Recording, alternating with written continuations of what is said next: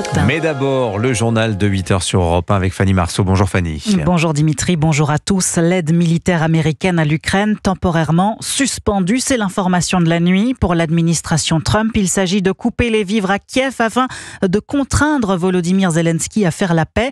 Car Donald Trump en est persuadé. Il est persuadé que son homologue ukrainien ne veut pas la paix. Et il l'a d'ailleurs accusé hier de faire preuve d'ingratitude. Écoutez. Eh bien, je pense qu'ils devraient être plus reconnaissants car ce pays est resté à leur côté contre vents et marées. Nous leur avons donné bien plus que l'Europe et l'Europe aurait dû donner plus que nous. Parce que, comme vous le savez, c'est juste là. C'est la frontière. Ce pays était vraiment comme la clôture à la frontière. Et il était très important pour l'Europe. Je ne critique pas l'Europe. Je dis qu'ils étaient beaucoup plus intelligents que Joe Biden. Parce que Joe Biden n'avait pas la moindre idée. Il a juste donné de l'argent à tour de bras et ils auraient dû pouvoir égaler notre contribution. Joe Biden, l'Europe, l'Ukraine, Donald Trump n'épargne personne et malgré tout, le président ukrainien Volodymyr Zelensky maintient sa stratégie d'apaisement avec les États-Unis. Il appelle Américains et Européens à se joindre à lui pour rétablir la sécurité et martèle qu'il veut la fin de la guerre le plus rapidement possible. Nous avons besoin de paix, d'une paix réelle et honnête et non d'une guerre sans fin.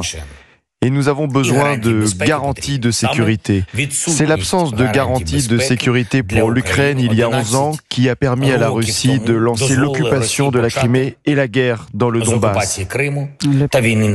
Le président ukrainien Volodymyr Zelensky. Et pour obtenir ces garanties de sécurité, Emmanuel Macron a annoncé dimanche qu'il travaillait sur un plan de trêve d'1 mois entre l'Ukraine et la Russie. Oui, 1 mois sans opération militaire, navale, aérienne ou visant les infrastructures énergétiques. C'est ce qu'il a confié à nos confrères du Figaro. Le chef de l'État a surporté cette proposition de cessez-le-feu avec Londres. Sauf qu'hier, le gouvernement de Keir Starmer a semé le doute, précisant qu'aucun accord n'avait été conclu avec Paris. Arthur Delaborde, pourquoi le Royaume-Uni se montre-t-il si prudent ? Emmanuel Macron s'est-il exprimé trop vite ou tente-t-il de forcer la main aux Britanniques ? En tout cas, il n'y a pas de désaccord ou d'incompréhension avec Londres, selon l'Élysée, qui précise qu'une proposition commune est bien sur la table, mais que les détails ne sont pas finalisés. Pour autant, l'initiative semble d'ores et déjà fragilisée. Les réticences du Royaume-Uni s'expliquent notamment par un lien très fort de dépendance militaire vis-à-vis de Washington. Les sous-marins britanniques sont par exemple obligés d'aller jusqu'aux États-Unis pour se recharger en ogive nucléaire. D'autre part, un éventuel cessez-le-feu en Ukraine ne serait crédible qu'à la condition qu'il soit validé par le président américain, dont dépend aussi la viabilité des garanties de sécurité qui pourraient être apportées aux Ukrainiens. En outre, une trêve nécessiterait évidemment les feux verts des deux protagonistes, Kiev et Moscou. Or, au vu des tensions entre Volodymyr Zelensky et Donald Trump, le Kremlin a pour le moment intérêt à maintenir la pression militaire. Arthur Delaborde du service politique d'Europe 1. Donald Trump rebat les cartes géopolitiques, mais également économiques. Oui, c'est aujourd'hui que les États-Unis vont appliquer des droits de douane de 25% sur les produits canadiens et mexicains et 20% sur les importations chinoises. Le Canada et la Chine ont annoncé en retour l'augmentation des taxes sur certains produits américains. Les États-Unis, où est attendu le ministre des Finances israélien. Oui, visite éclair de Bezalel Smotrich à la Maison-Blanche pour renforcer la coopération économique entre les deux pays. Une délégation d'anciens otages doit également être reçue alors que 59 otages sont toujours aux mains des islamistes palestiniens, dont 24 seulement seraient encore en vie. S'ils ne sont pas libérés, Israël envisage d'ores et déjà de nouvelles offensives contre les terroristes du Hamas d'ici 10 jours. L'Algérie, elle, est toujours dans le viseur de Bruno Retailleau. Le ministre de l'Intérieur a annoncé hier préparer la fameuse liste de plusieurs centaines de ressortissants algériens au profil dangereux qu'il souhaite renvoyer à Alger. Et la réaction algérienne sera l'épreuve de vérité, dit le ministre de l'Intérieur. Bruno Retailleau se veut ferme, François Bayrou aussi, mais Emmanuel Macron les remet à leur place ce matin dans le Figaro. Chacun est dans ses compétences, dit le chef de l'État. L'accord de 1968, c'est le président de la République. Des accords que le président refuse de dénoncer, même si François Bayrou s'y est engagé.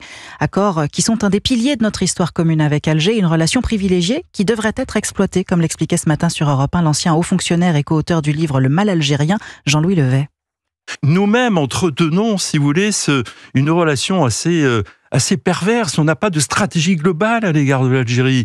Or, nous sommes aujourd'hui dans un monde, je le rappelais, où les empires prédateurs se développent. Nous avons Trump et les États-Unis qui est une sorte de national-capitalisme extrêmement agressif. Et en Méditerranée, vous avez la Chine qui fait main basse sur la plupart des ports. Ça commence par le Pirée et les 4 ports italiens. Donc ça veut dire que tous les produits contrefaits chinois se distribuent en Afrique comme en Europe. Donc construisons une stratégie globale à l'égard de l'Algérie et nous contentons pas de dire on supprime tel accord ou telle chose. Vous voyez, on n'a pas véritablement de vision globale et notre classe politique, malheureusement, manque cruellement de connaissance de ce pays et n'a toujours pas compris que l'axe Paris-Alger, c'est aussi important que Paris-Berlin. Jean-Louis Levet, invité d'Europe 1 Matin à 7h10, interview complète à retrouver sur europe1.fr et l'application Europe 1. Vous écoutez Europe 1 Matin, il est 8h06. C'est un casse-tête pour les constructeurs automobiles. Les règles de réduction des émissions de CO2 en Europe devraient changer. Oui, Ursula von der Leyen, la présidente de la Commission européenne, a annoncé hier une modification du calcul des amendes qui menacent les constructeurs lorsqu'ils ne respectent pas les objectifs de réduction de la pollution. Peut-être un tournant dans la politique européenne, Baptiste Morin? Sur le papier, les objectifs restent les mêmes. Les émissions des véhicules vendus par un constructeur ne doivent pas excéder en moyenne 93,6 grammes de CO2 par kilomètre et par véhicule très exactement.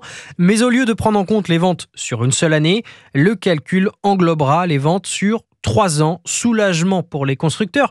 Concrètement, ils devront vendre moins de voitures électriques dès cette année pour compenser leur vente de véhicules thermiques. Du bon sens, alors que les immatriculations reculent en Europe et que la part de l'électrique reste faible. C'est la première fois qu'Ursula von der Leyen, présidente de la Commission, amende la réglementation européenne. Peut-être faut-il y voir les prémices d'un recul sur l'objectif de la fin des véhicules thermiques en 2035 en Europe. Prochain rendez-vous demain, la Commission doit dévoiler des aides pour un secteur automobile européen en pleine crise. Baptiste Morin, chef du service économie d'Europe 1. Le football, 8e de finale aller de la Ligue des Champions ce soir. Lille est le premier club français en lice. Il pourra jouer sur la pelouse notamment de Dortmund. C'est à 21h. Immense défi pour les Lillois qui vont devoir éliminer l'une des plus grandes formations d'Europe et faire face au fameux mur jaune avec ses supporters bouillants. Mais le LOSC, malgré une défaite le week-end dernier face au PSG, a les moyens de faire douter les Allemands, Cyril de la Morinerie. Oui, Lille rêve de se qualifier pour la première fois de son histoire en quart de finale de la Ligue des Champions. Les coéquipiers de Benjamin André croient en leur chance car les nordistes ont brillé cette saison sur la scène européenne. Ils ont réussi des exploits mémorables en battant le Real et l'Atlético de Madrid. Des résultats qui donnent confiance avant d'affronter Dortmund, confirme l'entraîneur nordiste Bruno Genesio. Sur les 12 matchs qu'on a disputés depuis le début de cette compétition, on ressent cette volonté de refuser la défaite, d'aller chercher la victoire. À nous de jouer ce match à fond. Et Dortmund, finaliste l'an dernier de la Ligue des Champions, est battable. Le club de la Ruhr n'est que 10e du championnat allemand, explique l'ancien gardien du Borussia, Guillaume Varmuse. Le Borussia est milieu de tableau. Mais d'un autre côté, en Coupe d'Europe, une belle victoire à Lisbonne 3-0. Et il y a un peu une équipe à deux visages. C'est vraiment 50-50 à Lille de jouer crânement sa chance. Et un duel va pimenter cette rencontre. L'attaquant de Dortmund et ancien Lillois Serhou Guirassy, actuel meilleur buteur de la Ligue des Champions, face au redoutable gardien du LOSC, Lucas Chevalier. Cyril de la Morinerie. Merci beaucoup Fanny Marceau, c'était votre journal. À suivre sur Europe 1.